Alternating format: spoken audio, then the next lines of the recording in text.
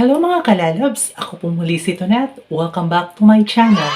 Ngayon po mga kalalabs, ang ating pong tatalakayin ay tungkol naman po sa isang karamdaman. Hindi naman po ito talaga malubhang karamdaman. Ito lang po ay nakikita po natin sa ating parte ng ating mukha na kung saan tayo po ay nababalisa kung bakit magkakaroon po tayo nito. So without further ado mga kalalabs, let's start na po tayo.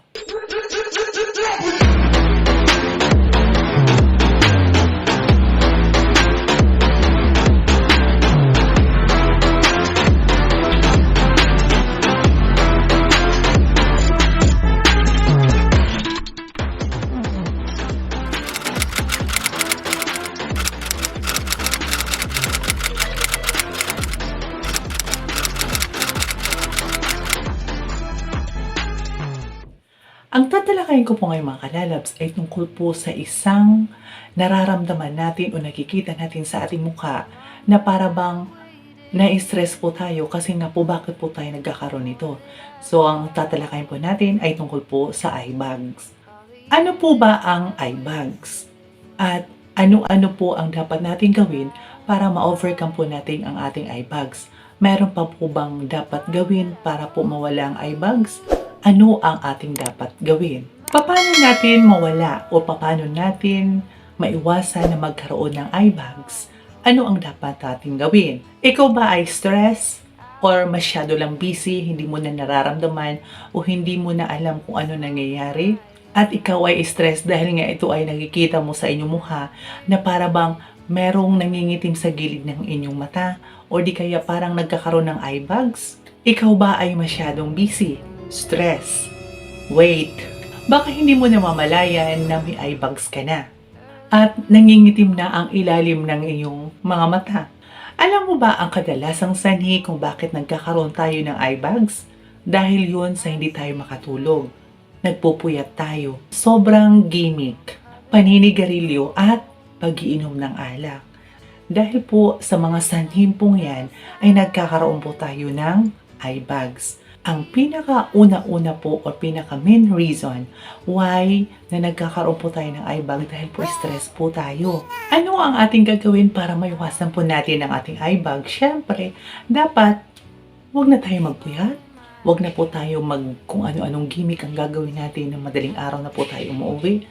Hindi na po tayo nakakatulog ng tamang oras. Pero mga kalalabs, huwag na kayong mag-alala kasi narito na ang ilang tips para mabawasan ang iyong eye bags. Hindi ko sinabing mawala. Mabawasan lang. Ito lang yung mga tips na kailangan natin gawin para mabawasan natin ang ating eye bags. Para hindi na tayo mas lalong may stress. Kasi nga, parang nangingitim na yung dito natin, na wala na tayong ginagawa. Hindi mo na alam kung anong gagawin mo kasi nga, nakikita mo na parang, naku, ano ba yan? Ba't ang itim na dito ko? Bakit parang may bukol na yung gilid ng mata ko? So, para dyan, sa ganyan, stress na tayo, mas lalong magkakaroon tayo ng eye bags. So, mga kalalabs, ito na po ang mga tips para po mabawasan ang ating eye bags. Unang-una, matulog po tayo ng 7 hanggang 8 oras. Pero, kasi minsan, kahit matulog tayo na maaga, hindi pa tayo nakakatulog. So, pikit lang tayo. Pikit lang, parang ganyan lang. Pipikit mo lang yung mata mo kahit hindi ka pa inaantok.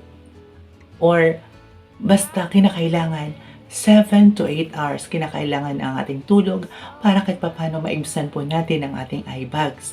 Kasi kung hindi tayo makatulog, kasi mostly talaga sa panahon ngayon, ilang oras lang ang tulog natin kaya nagkakaroon po tayo ng eye bags. Pag hindi ka naman mo makatulog, ipikit mo lang po yung mata, mag-iisip ka lang ng magandang memories mo para kahit paano hindi ka ma-stress. Pangalawa, magpalamig ng ilang pipino or maghiwa ka ng pipino, ilagay mo sa ref or ilagay mo sa yelo. Pag malamig na ang pipino, kunin mo na sa ref, ilagay mo na sa iyong mata, pumikit ka, ilagay mo sa iyong mata, and then within 15 minutes, ilagay mo sa iyong mata. Tapos, pag wala na yung lamig, palitan mo uli. Dahil ang pipino po ay nakakatulong din para sa ating eye bags, para maging fresh. Palitan lang ito pag hindi na ito malamig. Pangatlo, pwede rin gumamit tayo ng tea bags o yung mga iniinom nating tsaa. Ilubog lang natin ang tea bag sa maligamgam na tubig. Pagkatapos nun, ilagay po natin sa ref para palamigin.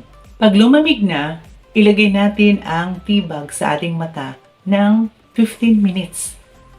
Ang sangkap na tanin sa tea ay nakakatulong sa pagbabawas ng pamamaga at pangingitim ng mata. Pang-apat, kung nagmamadali ka, kumuha ka ng yelo o pinalamig na kutsara at ipatong ito sa iyong eye bags. Kumbaga, kuha ka ng kutsara na pinalamig mo or yelo at ilagay mo dito sa iyong mata. Ganyan mo. Gawin mo ito ng ilang minuto habang malamig pa ang kutsara. Or kung may yelo ka, idampi-dampi mo lang sa iyong mata hanggat meron pang yelo at saka yung kutsara. Kung malamig pang kutsara, ilagay mo lang sa iyong mga mata. Panglima, uminom ng 8 hanggang 10 baso ng tubig araw-araw. Kasi nga, para hindi po tayo ma-dehydrate. Para maging fresh. Kasi ang tubig ay nakakatulong din para maging maganda or para hindi tayo magkaroon ng mga eye bags at saka mga wrinkles. Iinom po tayo ng ganong karaming tubig na 8 hanggang 10 baso araw-araw para po hindi po tayo ma-dehydrate. Pang-anim, umiwas po tayo sa mapagkain nakaka-allergy po sa atin kasi ito rin po ang sanhi kung bakit po namamaga yung ating mga mata. Pwede pong mamaga ang ating mga mata dahil po sa allergy. Pang-pito, magbawas po tayo ng stress at huwag sumimangot. Smile lang po para po maging maganda po ang ating araw. Kahit na naiinis tayo, smile lang po tayo para po hindi tayo magkaroon ng eye bags. Maging masaya lang po tayo para po gumanda at mabawasan ang ating eye bags. Kaso nga lang, minsan hindi po natin maiiwasan na maging stress tayo, maging masungit tayo, at hindi tayo maging masaya kasi nga ang dami po nating iniisip. So, hindi ko rin po kayo masisisi kung hindi nyo po magagawa. So mga kalalabs, yun lang po ang ilang tips para po makatulong po sa inyo kung paano po tayo hindi magkakaroon ng eye bags. Siyempre, unang-una po, ang pinaka main reason po para hindi po tayo magkaroon ng eye bags, siyempre, iwasan po natin ang stress. Kasi yung stress po ay isa pong una-unang dahilan kung bakit po tayo nagkakaroon ng eye bags. Hindi lang po eye bags. Ang stress ay siya po ang sanhi kung bakit po tayo nagkakasakit. Kaya kung kaya po naman natin na maiwasan ang stress, huwag na po tayo mag-stress. Huwag na po tayo magkaroon ng iba pang mga iniisip. Kaso nga lang sa sinabi ko nga po kanina, hindi po natin maiiwasan na hindi po tayo may stress kasi nga po ang dami po nating iniisip na mga bagay-bagay para po sa ating buhay. Tao lang naman po tayo. Naiisip rin po natin yung mga ganun. Pero kung kaya naman po natin maiwasan, iwasan na po natin para po hindi na po natin madagdagan kung ano po yung problema natin. So mga kalalabs, hanggang dito na lang po ang aking video. Sana po ay nagustuhan nyo kung paano po mawala ang stress. Kung paano po mawala ang eye bags. Summarize ko lang po kung ano-ano po ang dapat natin gawin para po mawala po ang ating eye bags. Unang-una, matulog po tayo ng 7 hanggang 8 oras para po maiwasan po natin ang lalo-lalo na ang stress para mawala po ang ating eye bags. Pangalawa, gumamit po tayo ng pipino. Ilagay po natin sa ref. Pag malamig na, ilagay natin sa ating mata ng 15 minuto. Pwede rin gumamit ng tea bags. Ilublob lang po natin o ilubog lang po natin ang tea bags sa maligamgam na tubig and then ilagay po natin sa ref para po palamigin. At saka, kung nagmamadali naman po, kumuha lang po tayo ng yelo or pinalamig na kutsara at ilagay po natin sa ating mata sa 15 minuto din. Kagaya po ng pipino.